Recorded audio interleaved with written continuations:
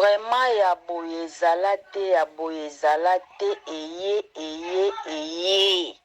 na nzela l'homme de Dieu prophète Etienne nzambe na kata moto yaya nga na yisa bino nazaka monzimi te so bozomona nga nazoloba boye seke nga moko na moni loboko ya nzambe na nzela prophète Etienne aza jeune garçon aza papa te akabiki bolenge na ye epai ya nzambe andimi aservi nzambe aoservi nzambe na ndenge nini babi prier sans cesse ye amataka ba montagne ye amataka bangomba ye alukaka nzambe na mozindo yango nzambe asalelaka ye alors yo moto oza na problème koexiste te luka ebeta numero na ye benga ye na numero na ye yango ezokoaffiche adresse na ye eza numero ya telefone na ye nazoloba bien adresse na ye eza numero ya telefone na ye bino boye boza na baproblème yaya bible elobi la vie sans Jésus c'est la mort nayebisaka bino nazaka mondimi te soki nazoloba boye eza mpo na moni loboko ya nzambe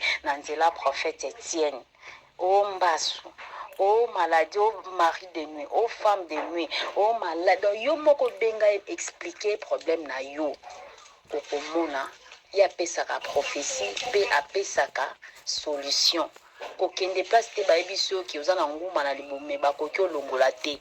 Ba maambi kudi pe bakoma komona. Et ba maambi kudi so ba moni balongolaka te. Mais pas prophète Etienne soka moni alongoli na ngolo nzambe. Donc tokende toyebi